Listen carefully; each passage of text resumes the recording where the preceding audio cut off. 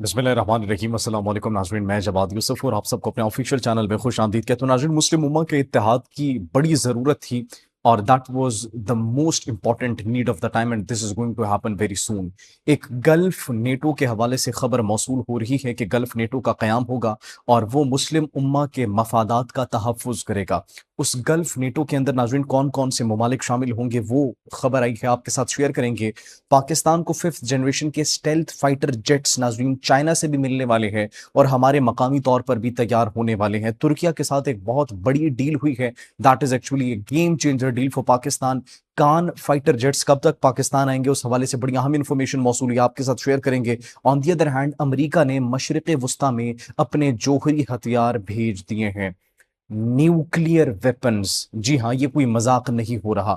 जंगबंदी एक जानिब मुकम्मल तौर पर नाकाम होती हुई दिखाई दे रही है। On the other hand, America ने बड़ी इंपॉर्टेंट नकलो हरकत की है और उसके अंदर उनके जोहरी हथियार भी शामिल हैं।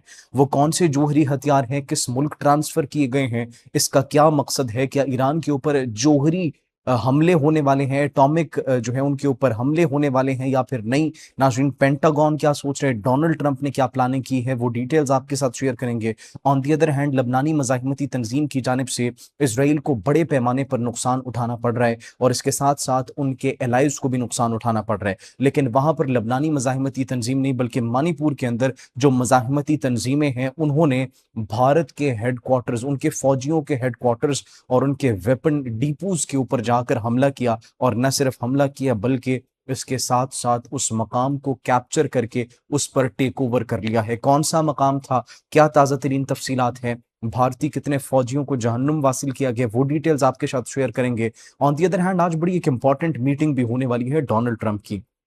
अमरीकी सदर डोनाल्ड ट्रंप आज बड़ी एक इंपॉर्टेंट मीटिंग करेंगे और वो जो प्लान उन्होंने कंप्लीटली अनएक्सेप्टेबल करार दिया था, उस हवाले से आज हिकमत अमली तय की जाएगी कि क्या ईरान पर हमला किया जाएगा या फिर नहीं किया जाएगा। हमला करना है नहीं करना, इससे मुतालिक भी बड़ा अहम फैसला लिया जाएगा और एन मुमकिन है कि जब तक आप ये वीलॉग देख रहे हो तब तक हालात मजीद कशीदा हो चुके हों या डोनाल्ड ट्रंप की जानिब से कोई स्टेटमेंट सामने आ चुकी है और Netanyahu for the first time Pakistan के साथ डायरेक्ट हो चुका है और पाकिस्तान को डायरेक्टली टारगेट किया जा रहा है। इजरायली वजीर आजम नेतन्याहू की जानिब से पाकिस्तान के खिलाफ कुछ स्टेटमेंट्स दी गई हैं, वो स्टेटमेंट्स भी नाजरीन आज हम आपके साथ शेयर करेंगे। सबसे पहले नाजरीन, अगर हम बात करें कि गल्फ नेटो, जो हमने आपको सबसे पहले अपनी बड़ी खबर बताई, गल्फ नेटो एक मुस्लिम नेटो की बात, एक बहस बड़ी छिड़ चुकी थी। अब नाजरीन, फॉर्मर कतरी प्राइम मिनिस्टर और फॉर्मर जो उनके फॉरेन मिनिस्टर हैं, शेख हमाद बिन जसीम अल थानी, वो ये कहते हैं कि आबनाए हरमज का जो क्राइसिस है वो ऑब्वियसली ईरान अमेरिका को प्रेशराइज करने के लिए और उनके एलाइज को तंग करने के लिए कर रहा है। लेकिन इसी तरीके से क्या श्योरिटी है कि कल को अगर किसी और अरब मुल्क के खिलाफ या इस्लामी मुल्क के खिलाफ इसी तरीके से इकदामात करने की, मज़ाहिमत करने की कोशिश की जाती है तो फिर उनके पास क्या ऑप्शन होगा। ईरान के पास तो आबनाए हरमज है, क्या दीगर ममालिक के पास आबनाए हरमज हैं?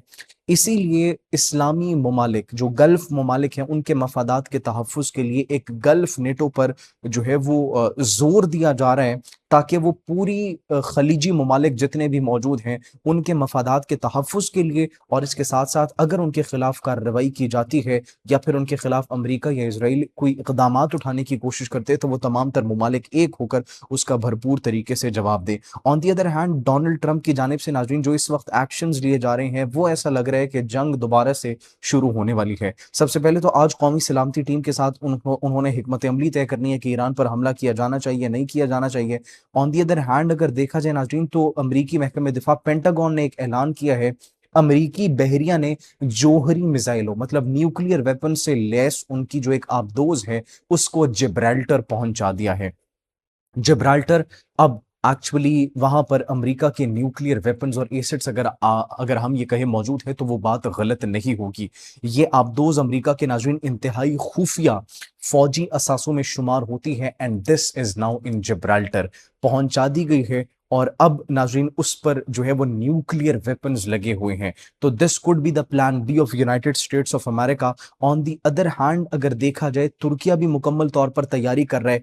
तुर्किया ने इंडक्शन की है 1900 थर्मोबैरिक बॉम्ब्स की, और इसके साथ साथ कान के ऊपर बड़ी तेजी से काम शुरू हो चुका है, और कान बहुत जल्द पाकिस्तान को मिलने वाला है। $15 बिलियन की एक डील साइन होने के हवाले से इतलात मौसूल हो रही है कि पाकिस्तान और तुर्किया की $15 बिलियन की डील साइन हुई है। 65 फिफ्थ जनरेशन के कान जो है स्टेल्थ फाइटर जेट्स पाकिस्तान को एज अ मेजर पार्टनर मिलने वाले हैं। अब J-35 पाकिस्तान के लिए तैयार हो चुका है, कान भी पाकिस्तान के लिए तैयार हो चुके हैं। तो J-10C से और JF-17 थंडर से जो भारत का हाल हुआ था, अब now they need to think seriously. Pakistan की कैपेबिलिटीज जिस तरीके से बढ़ रही हैं। ऑन दी अदर हैंड नाजरीन, इजराइल को बड़ा धचका मिला है। बड़ा धचका क्या मिला है? उनकी फौज को निशाना बनाना जारी है, और लबनानी मज़ाहिमती तंजीम की जानिब से उनको मुसलसल निशाना बनाया जा रहा है। अभी तक नाजरीन जो इतलात मौसूल हो रही है, 18 इजरायली फौजियों को जहन्नुम वासिल कर दिया गया है। ऑन दी अदर हैंड जनूबी लबनान में 120 मीटर तवील एक सुरंग को भी तबाह कर दिया गया है, और 20 टन बारूदी मवाद इस्तेमाल किया गया। सिर्फ इसराइल के लिए नाज़रीन मुश्किलात नहीं है, बल्कि डोनाल्ड ट्रंप ये जो एक्शंस ले रहे हैं, डोनाल्ड ट्रंप के एक्शंस का रिएक्शन भी आना है, रिस्पॉन्स भी आना है। तो ईरान की जानिब से क्या रिस्पॉन्स सामने? ईरान ये कह रहा है कि हमारी मुसल्लह अफवाज किसी भी जारहियत का भरपूर तरीके से जवाब देने के लिए तैयार है, मुंह तोड़ जवाब देने के लिए तैयार है। किसी भी गलत हिकमत अमली या फैसले का भरपूर नताइज उनको जो है वो मिलेगा। चाहे वो अमेरिका हो, चाहे वो इसराइल हो, कोई भी गलत डिसीजन लेंगे, they will have to face the consequences of that decision. और अब पूरी दुनिया को ये बात समझ आ चुकी है कि Iran is prepared for each and everything. हमारे साथ मुज़ाकरात करना चाहते हैं, वी आर रेडी। लेकिन अगर कोई ये चाहता है कि हम जबरदस्ती सरेंडर कर देंगे, तो ये उनकी भूल है। हम सरेंडर कभी भी नहीं करेंगे। हाँ, अगर कोई मिस एडवेंचर करना चाहते हैं, we are prepared for that. On the other hand, जो हमने आपको भारत का बताया, भारत के ऊपर आने से पहले हम आपको ये बताते चले, नेतन्याहू डायरेक्टली पाकिस्तान को टारगेट करना शुरू कर दिया उसने। वो ये कह रहा है कि पाकिस्तान जो है बॉट फार्म्स जो है सोशल मीडिया पर यूज कर रहा है अपने पीआर स्टंट के लिए, अपने नैरेटिव को बढ़ाने के लिए, अपने नैरेटिव को प्रोपगेट करने के लिए। तो ये नेतन्याहू की एक्चुअली एक बहुत बड़ी भूल है। नेतन्याहू को शायद पिछले साल की जंग भूल गई मार्का हक में, जो पाकिस्तान को वो अपने बेटे के थ्रू टेस्ट करना चाहते थे। उन्होंने टेस्ट किया और उनको जवाब मिला। और फिर जब वो अपनी फतह क्लेम कर रहे थे, पाकिस्तान ने पूरी दुनिया के सामने जब अपना नैरेटिव रखा, और on the other hand Bharat ने रखा, तो पूरी दुनिया किसकी तारीफ कर रही है? पूरी दुनिया किसकी तायीद कर रही है? पूरी दुनिया किसके साथ खड़ी है? पूरी दुनिया किसको इंपॉर्टेंस दे रही है? From that day you need to know who is the winner. From that day the every country in this world knows that who was the winner of last year May conflict between India and Pakistan। पूरी दुनिया ये जानती है। कोई bot farms, कोई जो है PR stunt नहीं किया जा रहा। आपको पाकिस्तान की तरक्की हजम नहीं हो रही, पाकिस्तान की सिफारतकारी हजम नहीं हो रही, पाकिस्तान को जो अहमियत दी जा रही है, जो वॉशिंगटन के फैसले पाकिस्तान कर रहा है, आपको वो नहीं हजम हो रहा।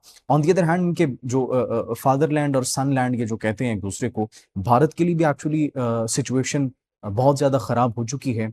भारतीय फौज अपने दिफा में और अपने घर में मुकम्मल तौर पर नाकाम हो चुकी है, और जो असम राइफल्स उनकी यूनिट है नाजिन, उसको निशाना बनाया गया है मणिपुर के अंदर, और असम राइफल्स कैंप के अंदर दाखिल हो रहे हैं। इस वक्त ये इतलात मौसूल हो रही हैं, बड़ी सिचुएशन वहां पर खराब थी। अलैदगी पसंद तहरीकें वहां पर जो है मुसल्ला होकर कैंप्स में घूम फिर रही है, और जो भारतीय वजीर आजम है नरेंद्र मोदी, वजीर दाखिला और वजीर आला मणिपुर, उनको बुजदिल करार दे रहे हैं। वीडियो सोशल मीडिया पर जेर गर्दिश हैं, और ये एक्चुअली कब्जा कर लिया गया रेजिस्टेंस ग्रुप्स की जानिब से। तो this is actually the situation. अब ये सिर्फ वहां पर मणिपुर के अंदर नहीं, बल्कि मणिपुर के साथ साथ नागालैंड और दीगर रियासतों के अंदर भी जो अलैदगी पसंद तहरीकें हैं, तंजीमें हैं, वो एक्चुअली ये इकदामात कर रही हैं। और उन्होंने एक वाज़ेह पैगाम दिया है कि हम कभी भी इनको न तस्लीम करते हैं, न इनके कॉन्स्टिट्यूशन को तस्लीम करते हैं। वो कहते हैं हम एक अलग, एक आज़ाद रियासत हैं। तो जैसे जैसे मजीद डेवलपमेंट आएंगी कि क्या सूरत हाल है, आपकी खिदमत में हाजिर होंगे। तब तक के लिए मुझे इजाज़त दीजिए। अपना बहुत ख्याल रखिए। अल्लाह निगहबान।